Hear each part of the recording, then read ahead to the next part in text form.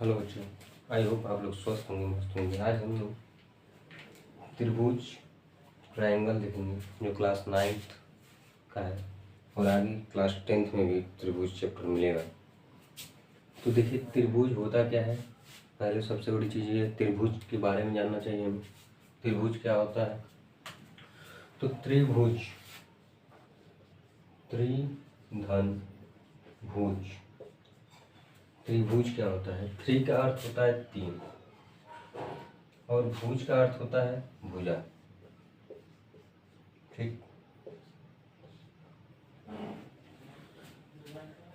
त्रि का अर्थ होता है 3 और भुज का अर्थ होता है भुजा। यानी जिस त्रिभुज में 3 भुजाएं हों, जिस त्रिभुज में 3 भुजाएं हों उसे हम त्रिभुज कह सकते हैं। सिंपल डिफिनीशन ये हो गया। बट ये डिफिनीशन सही नहीं है, ये डिफिनीशन सही नहीं है। जब तक हम 3 प्रतिच्छेदी रेखाओं से बनी बंद आकृति को त्रिभुज कहते हैं। जब तक हम बंद शब्द लगाएंगे नहीं तब तक कोई त्रिभुज नहीं कहलाएगा। जैसे ये तीनों एक दूसरे को कहीं प्रतिच्छेद करने हैं, किसी पॉइंट पर प्रतिच्छेद करने हैं। पॉइंट ए हो गया, पॉइंट बी हो गया, ये पॉइंट सी हो गया। ये क्या है? एक दूसरे को किसी पॉइंट पर प्रतिच्छेद करनी है तथा बंद है। क्या है? बंद है, तीनों तरफ से बंद है। तो इसको हम त्रिभुज कह सकते हैं। अब कोई त्रिभुज है और वो बंद ना हो, तो क्या वो त्रिभुज कहलाएगा? जी नहीं, वो एक त्रिभुज नहीं हो सकता। तो त्रिभुज की डिफिनीशन क्या है कि 3 प्रतिच्छेदी रेखाओं से घिरी हुई बंद आकृति को त्रिभुज बोला जाता है, त्रिभुज कहते हैं। इस त्रिभुज में 3 शीर्ष होंगे, जैसे ए शीर्ष, बी शीर्ष एंड सी शीर्ष। तो शीर्ष कितने होंगे? टोटल 3 होंगे। इसी तरह की इसमें एक त्रिभुज में 3 एंगल होंगे, angle A, angle B and angle C. इस तरह से 3 एंगल होंगे। ठीक इसी प्रकार से इसमें 3 साइड भी होंगे, 3 भुजा भी होंगे, 1 भुजा, 2 भुजा एंड 3 भुजा। इस तरह के एक त्रिभुज में 3 भुजाएं होंगी, 3 शीर्ष होंगे और 3 कोण होंगे। ठीक है, इसको हम रिपीट कर रहे हैं डेफिनेशन को। त्रिभुज किसे कहते हैं? तो 3 प्रतिच्छेदी रेखाओं से घिरी हुई बंद आकृति को त्रिभुज कहा जाता है। ठीक है, जिसमें 3 शीर्ष होंगे, 3 भुजाएं होंगी और 3 कोण होंगे। उसी को हम क्या बोलेंगे? त्रिभुज बोलेंगे। समझ में आया? इसी तरह आगे त्रिभुज के सर्वांशों के कुछ सर्वांशम कब होंगे, कब बताया जाएगा कि त्रिभुज सर्वांशम है। तो उसके लिए क्या होना चाहिए? यदि उनकी आकृति, यदि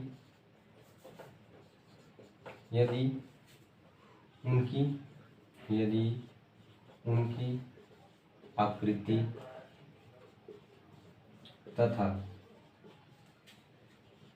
आकार, आकृति तथा आकार क्या हो? एक दूसरे के समान, एक दूसरे के समान हो तो आकृति जो होगी वो क्या होगी? सर्वांशम होगा, समरूप होगा। ठीक है, समरूप होंगे तो हम बोलेंगे कि वो आकृति क्या है? एक दूसरे के सर्वांशम। अब देखिए त्रिभुज जो होता है, त्रिभुज सर्वांशम होने की कुछ कसौटियां होती हैं जो इस प्रकार हैं।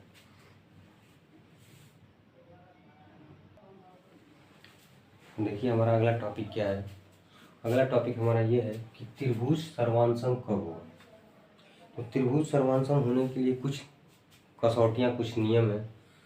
जो नियम इस प्रकार है। पहला नियम क्या है? पहला नियम बोलता है कि इसका साइड एंड साइड, यानी हिंदी में इसको हम बोलते हैं भुजा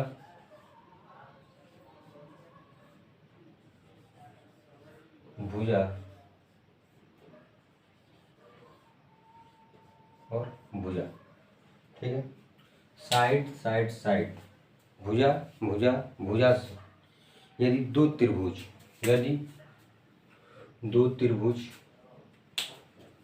यदि कोई दो त्रिभुज यदि कोई दो त्रिभुज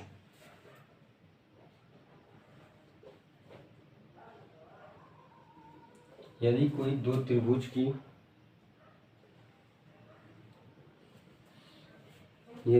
त्रिभुज की दो त्रिभुज में से किसी एक त्रिभुज की तीन भुजाएं, किसी एक त्रिभुज की तीन भुजाएं दूसरे त्रिभुज की पहली भुजा तथा दूसरी भुजा तथा तीसरी भुजा के क्या हो, बराबर हो,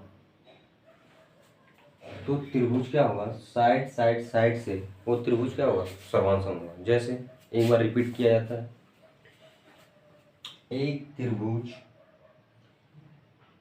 की तीनों भुजाएं दूसरे त्रिभुज की संगत तीनों भुजाओं के बराबर हो, वो त्रिभुज क्या होगा, सर्वांसम होगा। सर्वांसम का साइन हमेशा इस तरह का बनता है। इस प्रकार से ये त्रिभुज को हमें दिखाना है। जैसे मान लो ये पॉइंट ए है, ये बी है और ये सी है, ये पॉइंट पी क्यू आर। तो हम देख रहे हैं कि इस त्रिभुज में ए बी साइड इसकी दूसरे त्रिभुज के पी क्यू साइड के इक्वल है। ठीक इसी प्रकार ए बी सी त्रिभुज में जो बी सी है वो त्रिभुज दूसरे त्रिभुज पी क्यू आर में क्यू आर भुजा के बराबर है। ए सी त्रिभुज ए बी सी त्रिभुज में ए सी जो साइड है त्रिभुज पी क्यू आर में पी आर के बराबर है।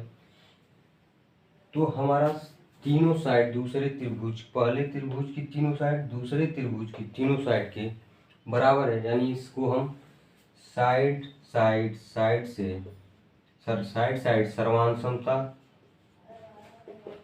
सर्वांसमता के नियम से यह त्रिभुज क्या हो जाएगा, एक दूसरे के सर्वांसम हो जाएगा, एक दूसरे के क्या हो जाएगा, सर्वांसम हो जाएगा। इसी तरह हमारा दूसरा नियम क्या है, देखिए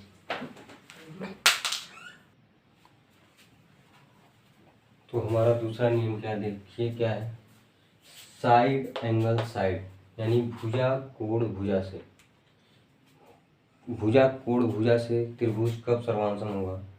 कंडीशन क्या होता है, यदि एक त्रिभुज की दो भुजाएं तथा उनके आंतरिक कोण दूसरे त्रिभुज की दो भुजाएं तथा उसके आंतरिक कोण के बराबर होता है तो त्रिभुज सर्वांसम होता है। देखिए क्या कैसे होगा, आपका डिफिनेशन क्या बोल रहा है, यदि एक त्रिभुज की दो भुजा तथा उसके आंतरिक कोण दूसरे त्रिभुज की दो भुजा और उसके आंतरिक कोण के बराबर हो तो वे त्रिभुज सर्वांसम होते हैं। जैसे ये आपका पहला त्रिभुज और ये आपका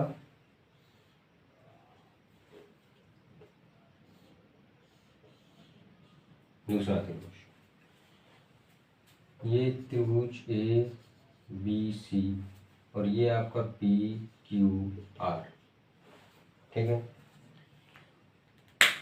तो देखिए डिफिनेशन के हिसाब से बोल रहा है कि एक त्रिभुज की दो भुजा तथा उसके आंतरिक कोण, यानी पहले त्रिभुज ए बी सी की एक भुजा तथा ये दूसरी भुजा और इसी का आंतरिक कोण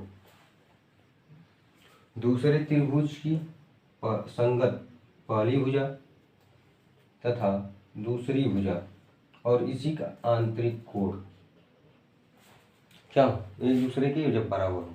एक त्रिभुज की दो भुजाएं तथा उनके आंतरिक कोण दूसरे त्रिभुज की संगत दो भुजाओं तथा आंतरिक कोण के जब बराबर होता है तो त्रिभुज क्या होता है, सर्वांसम होता है। तो इसको लिखेंगे कैसे, त्रिभुज ए बी सी सर्वांसम त्रिभुज पी क्यू आर। ये हमारा दूसरा नियम है, साइड एंगल साइड से यह त्रिभुज क्या हो जाएगा, सर्वांसम हो जाएगा। साइड एंगल, साइड से जो त्रिभुज होगा ए बी सी, त्रिभुज पी क्यू आर आपस में क्या होंगे, सर्वांसम होंगे। इसी तरह का हमारा तीसरा नियम क्या है, देखिए आगे।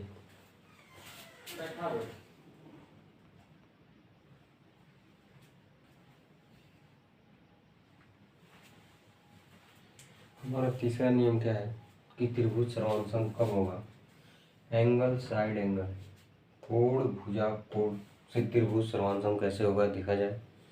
तो जैसे एक त्रिभुज है, दो त्रिभुज है, ठीक है। तो पहले त्रिभुज की दो कोण, पहले त्रिभुज के दो कोण तथा उनके बीच का आंतरिक भुजा, दूसरे त्रिभुज के दो कोण तथा उनके बीच की आंतरिक भुजा जब आपस में बराबर होंगे तो वो त्रिभुज क्या होगा, एक दूसरे के सर्वांसम होगा। जैसे डिफिनीशन क्या दिया है, यदि एक त्रिभुज की दो कोण और उनकी आंतरिक भुजा दूसरे त्रिभुज की दो कोण और उसके आंतरिक भुजा के बराबर हो तो त्रिभुज सर्वांसम होंगे। देखिए जैसे ये पहला त्रिभुज है, त्रिभुज, और ये दूसरा त्रिभुज, ये त्रिभुज ए बी एंड सी, ये त्रिभुज पी क्यू आर। कथन क्या कर रहा है, देखिए बोल रहा है एक त्रिभुज के दो कोण, एक त्रिभुज के दो कोण दूसरे त्रिभुज के दो कोण के बराबर हो, संगत कोण के बराबर हो, तथा पहले त्रिभुज के कोणों की आंतरिक भुजा, कोणों की आंतरिक भुजा दूसरे त्रिभुज के कोणों की आंतरिक भुजा के क्या बराबर हो, तो त्रिभुज क्या होंगे, सर्वांसम होंगे। जब भी दो त्रिभुज हों और उसमें से पहले त्रिभुज के दो कोण तथा उनके बीच की एक भुजा दूसरे त्रिभुज के दो कोण तथा उनके बीच की भुजा के जब बराबर होंगे तो त्रिभुज सर्वांसम होगा। तो त्रिभुज ए बी सी सर्वांसम होगा त्रिभुज पी क्यू आर के, त्रिभुज पी क्यू आर के। कौन से नियम से, तो एंगल साइड एंगल सर्वांसम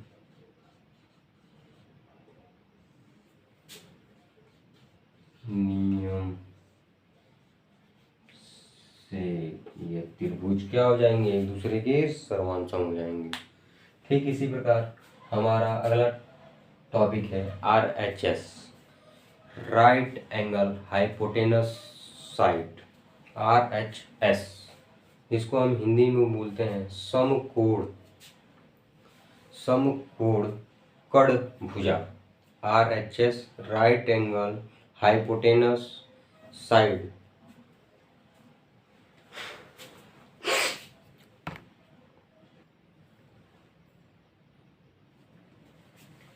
देखिए हमारा चौथा और लास्ट सर्वांसम का नियम क्या है, RHS जिसको हम हिंदी में बोलते हैं समकोण कर्ण भुजा, इंग्लिश में क्या बोलेंगे, R से राइट एंगल, H से हाइपोटेनस, S से साइड हो। तो RHS का जो नियम है त्रिभुज सर्वांसम होने का वो क्या कर रहा है, देखिए यदि एक त्रिभुज का कर्ण तथा एक भुजा दूसरे त्रिभुज के कर्ण व संगत भुजा के बराबर हो तो वो त्रिभुज क्या होते हैं, सर्वांसम होते हैं। जैसे मान लो कोई दो त्रिभुज है, कोई दो त्रिभुज है, ठीक है, और दोनों क्या है, समकोण त्रिभुज है। दोनों कौन सा त्रिभुज है, समकोण त्रिभुज है। दोनों क्या है, दोनों त्रिभुज समकोण, ठीक है। दोनों त्रिभुज क्या है, समकोण है। दोनों त्रिभुज समकोण 90 डिग्री का एंगल बनेगा। तो बोल रहा है एक त्रिभुज का कर्ण, एक त्रिभुज का कर्ण तथा एक भुजा, ये कड़ है पहले त्रिभुज का, ये दूसरे त्रिभुज का दूसरा कड़, और पहले त्रिभुज की पहली भुजा और दूसरे त्रिभुज की दूसरी भुजा आपस में क्या बराबर हो। यदि एक त्रिभुज का कड़ तथा एक भुजा, त्रिभुज ABC में देखिए तो त्रिभुज ABC में जो AC भुजा है ये हमारा क्या है, कड़ है, ये हमारा क्या है, कड़ है। ठीक इसी प्रकार से त्रिभुज PQR में जो PR भुजा है ये हमारा क्या है, कड़ है। तो बोल रहा है कि यदि एक त्रिभुज की एक कड़ दूसरे त्रिभुज की एक कड़ तथा पहले त्रिभुज की एक भुजा दूसरे त्रिभुज की दूसरी भुजा के बराबर, तो वो त्रिभुज सर्वांग समूह है। इसमें देखा जाए तो एंगल B जो है एंगल Q के बराबर है, क्योंकि ये क्या है, दोनों समकोण है, और समकोण कब होता है, जब उस एंगल 90 डिग्री का बनता है। तो जो भी एंगल होता है वो कैसा होता है, समकोण होता है। इसी तरह AC जो साइड है वो बराबर है PR के, जो क्या है, दोनों कड़ है। इसी तरह BC जो साइड है भुजा है वो QR के बराबर है, ये हमारा क्या है, भुजा है। तो इस तरह से ये त्रिभुज ABC सर्वांग त्रिभुज PQR सिद्ध हो जाएगा। समकोण कड़ भुजा से त्रिभुज क्या हो जाएंगे, एक दूसरे के सर्वांग हो जाएंगे। त्रिभुज ABC सर्वांग त्रिभुज PQR अगर पूछा जाए किस नियम से, तो इसको हम बताएंगे RHS सर्वांग के नियम से ये त्रिभुज क्या हो गए, सर्वांग हो गए, सिद्ध हो गया। इसी तरह का और भी वीडियो देखने के लिए हमारे चैनल को सब्सक्राइब करें, लाइक करें और ज़्यादा से ज़्यादा शेयर करें। धन्यवाद।